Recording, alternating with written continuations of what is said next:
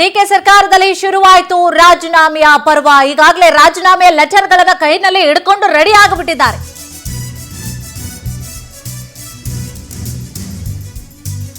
ರಾಮಲಿಂಗಾರೆಡ್ಡಿ ಆಯ್ತು, ಮುನಿಯಪ್ಪ ಜಾರ್ಜ್ ಸರದಿ ಈಗ ರಾಜೀನಾಮೆ ಕೊಡ್ತೀನಿ ಅಂತ ಹೇಳಿದಾರ ಕೆಜೆ ಜಾರ್ಜ್. ಕೆಪಿಸಿಎಲ್ಗೆ ಕಿರಿಯ ಅಧಿಕಾರಿ ರಾಜೇಂದ್ರ ಚೋಳನ್ ನೇಮಕವಾಗಿದೆ. ಗೌರವ್ ಗುಪ್ತಾ ಬದಲಿಸಿದ್ದಕ್ಕೆ ಬೇಸರಗೊಂಡಿದ್ದಾರೆ ಕೆಜೆ ಜಾರ್ಜ್. ಈ ಸಂಪುಟದಲ್ಲಿ ಸಚಿವ ಸ್ಥಾನವೇ ಬೇಡ ಅಂತ ಹೇಳಿದ್ದಾರೆ ಜಾರ್ಜ್. ರಾಜೀನಾಮೆ ಕೊಡ್ತೀನಿ ಅಂತ ಸಿದ್ದರಾಮಯ್ಯ ಬಳಿಯಲ್ಲಿ ಹೇಳಿದಾರಂತೆ. ಸುಮ್ನೆ ಬನ್ರಿ ಅಂತ ಹೇಳಿ ರಾಹುಲ್ ಸ್ವಾಗತಕ್ಕೆ ಕರೆದುಕೊಂಡು ಬಂದ್ರು. ರಾಹುಲ್ ಗಾಂಧಿ ಜೊತೆ ಚರ್ಚೆಗೆ ಕರೆದುಕೊಂಡು ಹೋಗಿದ್ದಾರೆ ಸಿದ್ದರಾಮಯ್ಯ. ಈ ಸಂಪುಟದಲ್ಲಿ ಸಚಿವ ಸ್ಥಾನವೇ ಬೇಡ ನನ್ಗೆ ಅಂತ ಹೇಳಿ ಜಾರ್ಜ್ ಅವರು ಹೇಳಿದಾರಂತೆ. ಒಂದೊಂದೇ ವಿಚಾರಗಳು ಈಗ ಬಾಯಿ ಬಿಡ್ತಾ ಇದ್ದಾರೆ ನೋಡಿ. ಅವರು ಯಾವ್ಯಾವ ಖಾತೆ ಮೇಲೆ ಆಸೆ ಇತ್ತು, ಏನೇನು ಅಸಮಾಧಾನ ಇದೆ, ಪ್ರಮಾಣ ವಚನವನ್ನ ಸ್ವೀಕಾರ ಏನೋ ಮಾಡಿಬಿಟ್ರು, ತಮ್ಮ ಅಸಮಾಧಾನವನ್ನ ಒಳೊಳಗೆ ಇಟ್ಕೊಂಡು ಪ್ರಮಾಣ ವಚನ ಸ್ವೀಕಾರ ಮಾಡಿದ್ರು. ಈಗ 2 ದಿನ ಆಗ್ತಿದ್ದ ಹಾಗೆ ಎಲ್ಲ ಕೂಡ ಆ ಅಸಮಾಧಾನಗಳು ಸ್ಫೋಟ ಆಗ್ತಾ ಇದೆ. ಇದೇ ವಿಚಾರ ಸಂಬಂಧವಾಗಿ ಹೆಚ್ಚಿನ ಡೀಟೇಲ್ಸ್ ಅನ್ನ ಕೂಡ ನೀಡ್ತಾ ಹೋಗ್ತಾರೆ ನಮ್ಮ ಪ್ರತಿನಿಧಿ ರೂಪೇಶ್. ರೂಪೇಶ್, ಈಗ 2 ದಿನ ಆಗ್ತಿದ್ದ ಹಾಗೆ ಅಸಮಾಧಾನಗಳೆಲ್ಲ ಗೊತ್ತಾಗ್ತಾ ಇದೆ. ಪ್ರಮಾಣ ವಚನ ಏನೋ ಬಹಳ ಆನಂದದಿಂದ ತಗೊಂಡು ಬಿಟ್ರು, ಬಟ್ ಒಳಗೆ ಏನಿತ್ತು ಅನ್ನುವಂತಹ ವಿಚಾರಗಳನ್ನು ಈಗ ಬಹಿರಂಗ ಪಡಿಸ್ತಾ ಇದ್ದಾರೆ. ಸೊ ಏನಿದೆ ಇದಕ್ಕೆ ಸಂಬಂಧಪಟ್ಟ ಹಾಗೆ ಮಾಹಿತಿ? ಕುಸುಮ, ಈಗ ರಾಜ್ಯ ರಾಜಕಾರಣದಲ್ಲಿ ರಾಜೀನಾಮೆ ಪರ್ವ ಆಗ್ತಾ ಇದೆ. ಅದೇ ರೀತಿಯಾಗಿ ಅಸಮಾಧಾನ, ರಾಮಲಿಂಗಾರೆಡ್ಡಿ ಅವರು ಅಸಮಾಧಾನ ಈಗ ರಾಜೀನಾಮೆಯಾಗಿ ಪರಿವರ್ತನೆ ಆಗಿದೆ. ಆದರೆ ಇನ್ನೊಂದಿಷ್ಟು ಜನ ಡಿಕೆ ಶಿವಕುಮಾರ್ ವಿರುದ್ಧವಾಗಿ ಒಂದಿಷ್ಟು ಅಸಮಾಧಾನವನ್ನು ಹೊರಹಾಕ್ತಾ ಇದ್ದಾರೆ. ಇಲ್ಲಿಗ ಮೊದಲೇದಾಗಿ ಇಲ್ಲಿ ಕೆಜೆ ಜಾರ್ಜ್ ಅವರು ರಾಜೀನಾಮೆ ಮಾತುಗಳನ್ನಾಡಿದ್ದಾರೆ. ತನ್ನ ಅಸಮಾಧಾನವನ್ನು ಕೂಡ ಸಿದ್ದರಾಮಯ್ಯ ಬಳಿ ತೋಡ್ಕೊಂಡಿದ್ದಾರೆ ಅಂತ ಹೇಳಿ.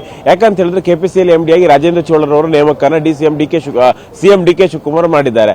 ಆದರೆ ಈಗ ಅವರು ಸಿದ್ದರಾಮಯ್ಯ ಅಂದ್ರೆ ಡಿಕೆ ಶಿವಕುಮಾರ್ ಅವರು ಸೆಕ್ರೆಟರಿ ಆಗಿ ಕೂಡ ಕರ್ತವ್ಯ ನಿರ್ವಹಿಸ್ತಾರೆ. ಅದೇ ರೀತಿಯಾಗಿ ಕೆಪಿಸಿಎಲ್ ಎಂಡಿ ಆಗಿ ಕೂಡ ಕರ್ತವ್ಯ ನಿರ್ವಹಿಸ್ತಾರೆ. ಹೀಗಾದ್ರೆ ಖಾತೆ ಯಾರ್ದು ಅಂತ ಹೇಳಿದ್ರೆ ಇದು ಕೆಜೆ ಜಾರ್ಜ್ ಅವರ ಖಾತೆ. ಹೀಗಾಗಿ ಕೆಜೆ ಜಾರ್ಜ್ ಅವರು ಖಾತೆಗೆ ಇನ್ಚಾರ್ಜ್ ತೆಗೆದುಕೊಳ್ಳುವಂತ ಮುಂಚೆನೆ ಆ ಟ್ರಾನ್ಸ್ಫರ್ ಅನ್ನು ಮಾಡಿದ್ದಾರೆ. ಹೀಗಾಗಿ ರಾಜೇಂದ್ರ ಚೋಳನ್ ಅವರು ನೇಮಕ ಮಾಡಿದ್ದಕ್ಕೆ ಒಂದು ಹಿರಿಯ ಅಧಿಕಾರಿ ಇದ್ದಾರೆ ಗೌರವ್ ಗುಪ್ತಾ ಅಂತ ಹೇಳಿ, ಅವರು ಜಾರ್ಜ್ ಅವರಿಗೆ ಆಪ್ತ ಆಗಿದ್ದಾರೆ. ರಾಜೇಂದ್ರ ಚೋಳನ್ ಅವ್ರನ್ನ ಇಲಾಖೆಗೆ ಹಾಕಿರೋದ್ರಿಂದ ಒಂದಿಷ್ಟು ಅಸಮಾಧಾನ ಭುಗಿಲೆದ್ದಿದೆ. ಹೀಗಾಗಿ ಕೆಜೆ ಜಾರ್ಜ್ ಅವರು ಹೇಳ್ತಾ ಇದ್ದಾರೆ, ಈಗ ನನ್ನ ಖಾತೆಗೆ ಇಂಟರ್ಫಿಯರ್ ಅನ್ನ ಈಗ ಡಿಕೆ ಶಿವಕುಮಾರ್ ಅವರು ಮಾಡಿದ್ದಾರೆ. ಹೀಗಾಗಿ ಇಲ್ಲಿಗ ಈ ರೀತಿಯಾಗಿ ಮಾಡಬಾರದಿತ್ತು, ಹೇಳಿ ಕೇಳಿ ಒಂದಿಷ್ಟು ಚರ್ಚೆಯನ್ನು ಮಾಡಬೇಕಾಗಿತ್ತು. ಈ ರೀತಿಯಾಗಿ ಅಧಿಕಾರಿಗಳನ್ನ ಟ್ರಾನ್ಸ್ಫರ್ ಮಾಡ್ತೀನಿ ಅಂತ ಹೇಳಿ ಹೇಳಬೇಕಿತ್ತು.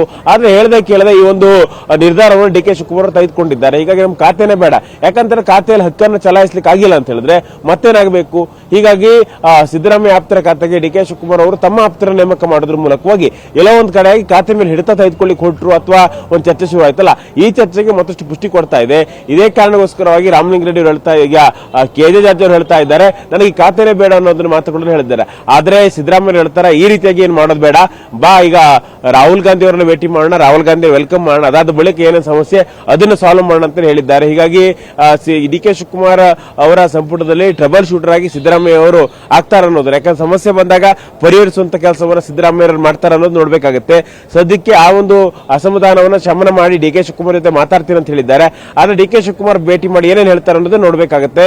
ಈ ಒಂದು ಟ್ರಾನ್ಸ್ಫರ್ ಅನ್ನು ತಡೆ ಹಿಡಿತಾರಾ ಅಥವಾ ಏನ್ ಮಾಡ್ತಾರೆ ಅನ್ನೋದು ನೋಡ್ಬೇಕಾಗುತ್ತೆ. ಕುಸುಮ, ಧನ್ಯವಾದಗಳು ತಮ್ಮೆಲ್ಲ ಮಾಹಿತಿಗಾಗಿ.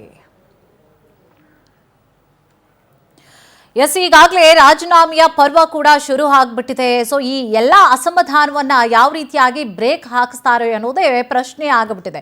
ಈ ಹಿಂದೆ ಕೂಡ ಅಸಮಾಧಾನವನ್ನ ಹೊರ ಹಾಕಿದ್ರಂತೆ ಸಿದ್ದರಾಮಯ್ಯ ಅವರ ಜೊತೆಯಲ್ಲಿ ಜಾರ್ಜ್ ಅವರು ಕೂಡ, ಬಟ್ ಸುಮ್ಮನೆ ಬನ್ರಿ ಅಂತ ಹೇಳಿ ಕರ್ಕೊಂಡು ಹೋಗಿದ್ರಂತೆ.